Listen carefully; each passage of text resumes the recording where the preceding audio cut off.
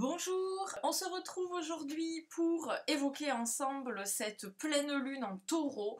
Elle aura lieu le 28 octobre et ce sera à 22h23 sur le degré 5 du taureau. Alors, cette pleine lune en taureau, donc, est une éclipse partielle, parce que cette pleine lune, donc le soleil est en scorpion, et la lune vient se placer à l'opposé du soleil, donc en taureau, et cet axe taureau-scorpion active également l'axe bélier-balance, parce que le fait que la pleine lune donc, soit au 5e degré du taureau, elle se place juste à côté des nœuds lunaires qui, eux, sont en bélier-balance, et donc même si ce ne sont pas, même si ce n'est pas en fait sur le même axe, bien sûr, même si cette pleine lune n'est pas en bélier-balance, il y a malgré tout une éclipse partielle. Donc, bien évidemment, cette pleine lune fait partie de la saison des éclipses. Donc, une saison puissante, un portail énergétique où justement cette pleine lune vient signer au final la clôture. Alors d'une clôture depuis la nouvelle lune en taureau de cette année qui était le 19 mai, donc un bilan à faire depuis cette date-là, mais elle signe aussi, cette pleine lune, le bilan des nœuds lunaires taureau-scorpion, parce qu'avant bien sûr d'être en bélier-balance, les nœuds lunaires étaient en taureau-scorpion, ils y étaient de janvier 2022 à juillet 2023, pardon, oui, janvier 2022 à juillet 2023, et donc clôture aussi de ce cycle de 18 mois.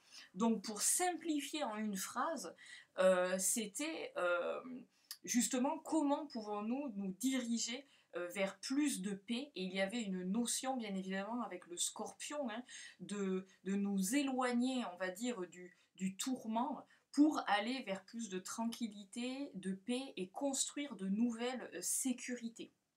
Donc, ici, avec cette pleine lune en taureau, donc l'axe, je ne vais pas vous parler de l'axe des nœuds lunaires, vous avez d'ailleurs une vidéo à ce sujet, donc je vous invite à aller sur mon profil pour la regarder. Elle a été publiée au mois de juillet, donc sur les nœuds lunaires Bélier-Balance. Et là, bien sûr, on va parler de la pleine lune en taureau. Tout d'abord, dans le signe du Scorpion, nous avons le Soleil, Mercure, notre mental, et aussi Mars, notre principe d'action. Alors, avant que Pluton soit découvert, Mars régissait le signe du Scorpion. Donc Mars est à domicile. Mars est chez lui, donc on va dire il se sent plutôt bien dans ce signe.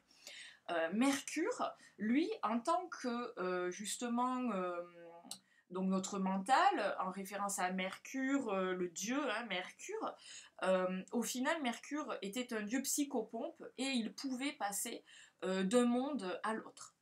Donc au final, j'aime à croire que Mercure, en scorpion, peut se sentir relativement à l'aise, car dans la mythologie, il pouvait justement avoir, entre guillemets, cette liberté de mouvement et passer d'un monde à l'autre.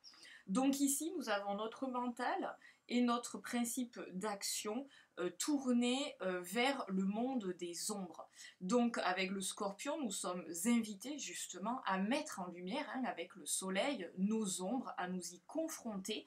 Et l'objectif du scorpion, c'est justement de nous mettre face à nos ombres, que nous ayons justement la capacité à y faire face pour les apprivoiser, même si ça réactive des blessures, justement être dans une plus grande compréhension, d'où aussi avec le scorpion tout le monde de la psychanalyse, le domaine de la psychologie, de la sociologie. Voilà, y est associé. Donc vraiment, tout un travail intérieur pour nous pousser à nous positionner, à dépasser certaines blessures, certains conflits intérieurs, pour venir nettoyer, purifier ce qui ne va plus, ce qui ne nous convient plus, réussir un petit peu à faire le ménage au milieu de tout ça. Et bien évidemment, l'objectif, c'est la transformation, la transmutation. Et l'idée, c'est de sublimer et de magnifier au final nos blessures, nos tourments, nos difficultés, et de grandir au final par rapport à tout ça. Donc ça c'est la version lumière, nous dirons, du Scorpion, venir transmuter nos ombres. D'un autre côté, avec le Scorpion, il y a une très grande radicalité et une très grande capacité de destruction. Nous avons Mars, notre dieu de la guerre, qui est dans ce signe et qui est chez lui, donc vraiment un très grand potentiel, je dirais, voilà, de colère, de rage, et nous avons Mercure euh, qui dans le bon sens nous aide à exprimer notre vérité, à exprimer nos peurs, à dialoguer comme ça avec nous-mêmes, mais aussi bien sûr avec l'autre. Et il y a un très beau ici, je trouve, une très belle capacité à mettre des mots sur nos mots. D'accord, MAUX. Mais d'un autre côté, Mercure en Scorpion, dans l'énergie basse, peut avoir ce côté où en fait les mots blessent et où les mots peuvent au final servir à la manipulation et à la méchanceté. Donc voilà, le petit warning avec ce côté Scorpion, c'est ne nous laissons pas embarquer par notre rage, notre colère, et ne posons pas des bombes sur notre chemin. Tentons de justement nous diriger vers la compréhension de ce qui nous secoue, de ce qui nous tourmente même, pour justement regarder cela en face et amorcer au final, alors j'ai oui, un travail, en tout cas du moins une compréhension par rapport à cela. Donc face à ce Scorpion très intense, nous avons le Taureau. Et lui, le Taureau, alors il est transité donc par la Lune, vu que c'est la pleine Lune en Taureau. Et il y a aussi Jupiter et Uranus. Donc ici, l'avantage du Taureau, parce que l'opposition entre la Lune et le Soleil, au final, cette opposition nous invite à trouver un juste milieu. Et le Taureau peut justement, avec son côté solide et ancré, peut justement nous aider à nous stabiliser, à nous apaiser pour mieux accueillir ces émotions intenses et peut-être, et même j'espère, à prendre justement soin de nous, à nous écouter, à nous faire un petit cocon, un petit cocooning comme ça, pour entendre nos émotions et pour aussi nous aider à voir le verre plutôt à moitié plein plutôt qu'à moitié vide, parce que justement le Taureau, on est vers la vie, vers les plaisirs, vers la joie. Et, euh, et je trouve que justement cette pleine lune en Taureau, même si elle est partiellement éclipsée, nous invite malgré tout à ne pas oublier quels sont nos besoins pour justement nous sentir bien. Donc n'ayons pas peur ici de faire des actions pour nous sentir plus tranquilles, plus apaisés, en sécurité. L'occasion ici de nous demander ce que nous avons envie justement de construire. Et donc en Scorpion, qu'est-ce qu'il nous faut déconstruire et détruire pour en Taureau venir justement construire autrement, de façon plus alignée et en lien aussi avec nos valeurs, parce qu'avec le Taureau nous sommes aussi reliés aux valeurs.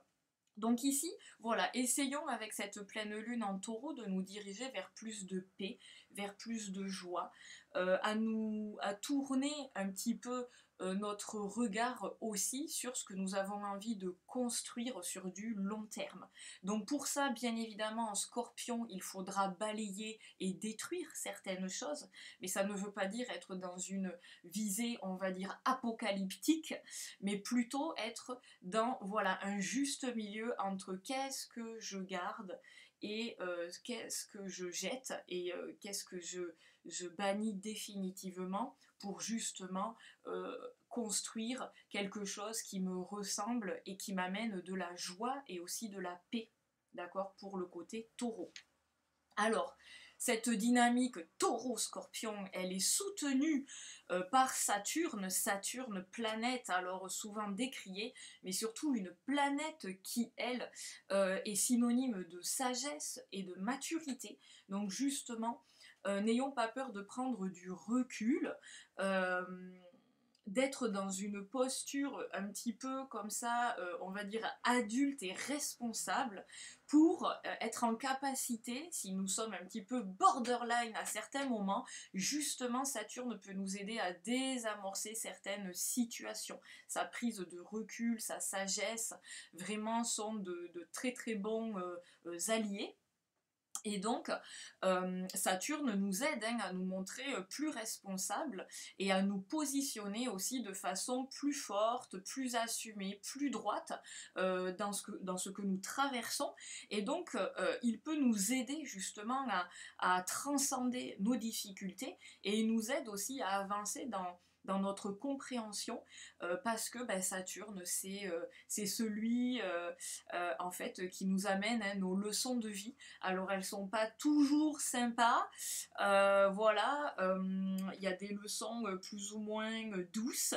Néanmoins Saturne voilà, nous offre des leçons de vie pour que nous puissions justement grandir, avancer, nous montrer plus responsables et au final avancer sur certaines blessures, certaines difficultés et nous permet de passer en fait au-delà, euh, au-delà, oui, au-delà de nos problèmes et aussi Saturne qui lui donc est rétrograde en Poisson actuellement. Je trouve que avec cette saison du Scorpion qui peut être plutôt enfin qui peut potentiellement être dans une énergie très vive, eh bien le poisson vient ici un petit peu, comme je vous disais, désamorcer, adoucir, parce que le poisson amène cette notion de pardon. Et justement, utilisons Mercure pour dialoguer, pour certes énoncer notre vérité, notre vision, mais aussi je trouve qu'avec avec les poissons, nous avons cette notion de pardon, donc peut-être aussi amorcer des dialogues pour justement se pardonner, mais aussi être dans le pardon de l'autre. Et je trouve que des fois, cette capacité, si c'est possible, bien sûr, euh, à comme ça donner, à se pardonner et à pardonner l'autre, amène une forme de soulagement et nous permet aussi de tourner une page, donc d'aller vers plus de paix, vers ce côté plus taureau au final. Donc ici, Saturne qui est en harmonie avec le Soleil, plus précisément, est aussi en harmonie avec la Lune, c'est un sextile, donc entre les poissons et la Lune en taureau. Donc Saturne, vraiment, je trouve, a un potentiel ici de désamorcer certaines difficultés et voilà, c'est un allié qui n'est pas à négliger, je trouve, pendant cette période. Je finis avec Vénus. Alors Vénus, qu'est-ce qu'elle nous raconte, la belle Vénus? Alors elle est en Vierge, et donc en Vierge, elle est en harmonie avec toutes les planètes en taureau, n'est-ce pas? Avec cette énergie de Terre en taureau, et elle se place en opposition, elle a Saturne. Alors une opposition, c'est comme la pleine lune, une opposition Saturne-Vénus, c'est comment trouver en fait un juste milieu entre cet axe au final Vierge et Poisson. Et je trouve que Saturne-Vénus en opposition, bien évidemment, vient réactiver la thématique relationnelle, donc qui est aussi mise en avant ici avec cette éclipse partielle de lune.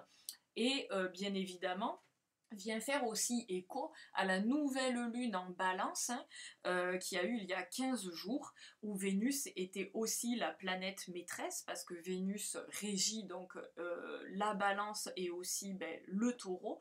Donc ici une thématique relationnelle qui vient être réactivée. Et je trouve que justement Vénus, au moment de cette pleine lune, au moment de cette énergie qui nous propose en fait des transformations concrètes, euh, elle nous invite à continuer cette émancipation, parce que si tu te souviens bien, nous avions eu la rétrogradation de Vénus cet été, en Lion. Donc en Lion, c'était bien sûr 4 mois dans ce signe. C'était nous relier, pour simplifier, à notre propre valeur, à notre authenticité et à exprimer et à nous affirmer de façon authentique. Et euh, au final, Vénus, elle, est en trigone à Uranus, donc on sent ce côté encore de libération, on sent ce potentiel et cette invitation à aller plus loin dans notre authenticité, donc dans le signe de la Vierge, à affiner et à peaufiner justement notre authenticité, ce qui nous anime aujourd'hui. Et donc aussi, ce trigone à Uranus peut nous permettre de nouvelles prises de conscience au niveau relationnel, mais aussi bien sûr sur nous-mêmes. Donc encore une avancée majeure euh, et aussi une capacité à venir ancrer des changements que nous avons pu opérer donc depuis cet été, depuis la rétrogradation de Vénus. Et donc, dans les signes de terre, à venir continuer comme ça à ancrer et à cultiver les changements que nous avons mis en place. Ça, c'est hyper important. Vénus en Vierge aussi, elle nous permet de nous détacher un peu d'une forme d'auto-jugement et du regard de l'autre, et aussi de nous détacher de certains sabotages que des fois nous faisons tout seuls, des fois nous nous tirons tout seuls comme ça, des balles dans le pied, on ne sait pas pourquoi. Et donc l'idée justement avec le Scorpion, c'est de comprendre pourquoi nous faisons ça. Avec le Scorpion, nous pouvons voir plus clair sur nos fonctionnements personnels mais aussi relationnels. Et justement, ici, ça va être de nous libérer un peu de certains fonctionnements qui ne sont pas constructifs, qui ne nous aident pas au final à avancer, et donc de nous libérer, de nous libérer, de nettoyer tout ça, parce que la Vierge et le Scorpion, elles sont des énergies amies, ils sont en sextile dans le zodiaque, et donc ils ont tous les deux, ce sont vraiment les deux signes qui viennent faire le ménage et qui purgent, et c'est vrai que ici, un gros potentiel de libération pour justement ne plus perdre d'énergie dans des fonctionnements qui ne servent à rien, et plutôt tourner notre énergie vers notre potentiel et nos projets. Donc toujours l'idée de se tourner vers la vie, vers la joie, vers cette abondance, mais dans le sens cette abondance qui peut être très simple, parce que la Vierge est un signe donc qui va à l'essentiel, qui est épuré. Et donc quand je parle d'abondance, je ne parle pas de monticule de quoi que ce soit. Justement en Vierge, je parle plutôt d'une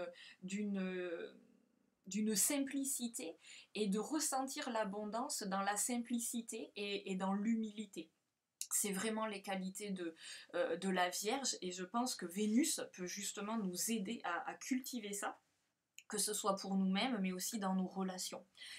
Donc à ressentir, vraiment ressentir les choses simples du quotidien, et de simples partages avec les gens que nous aimons. Voilà. Quelqu'un que j'apprécie beaucoup dit savoir se contenter. Être content, c'est savoir se contenter. Et des fois, voilà, être dans les petites choses simples de la vie, ça peut procurer de très grands bonheurs. Donc sachons aussi regarder ça comme cela. Enfin, Vénus en Vierge nous permet aussi de ne pas nous laisser emporter par nos tourments et nos illusions, et de ne pas nous laisser embarquer là, par la colère et la rage, parce qu'ici la Vierge et donc aussi le Taureau nous amènent, et notamment la Vierge, la notion de lucidité et de discernement.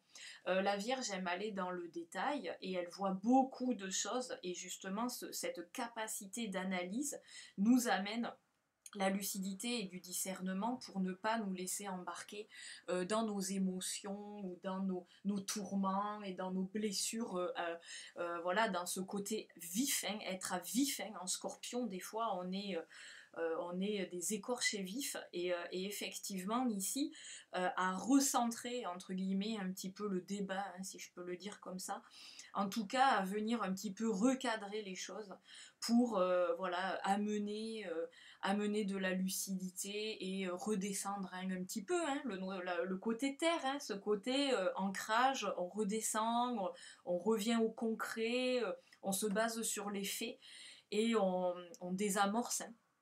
Voilà, je vais m'arrêter ici pour pas vous faire trop long. Et écoutez, je vous souhaite une belle pleine lune, même si elle va être peut-être tendue, notamment si vous avez des planètes en taureau, scorpion, mais aussi ben, en lion et en verseau. Donc la croix fixe, ça va être dynamique et challengeant, nous dirons. Néanmoins, je pense que pour tous, étant donné que cette pleine lune elle fait partie de la saison des éclipses, il y a un très beau cap à passer, beaucoup de prise de conscience encore, une maturation de l'information pour accéder justement à plus de maturité et à une évolution.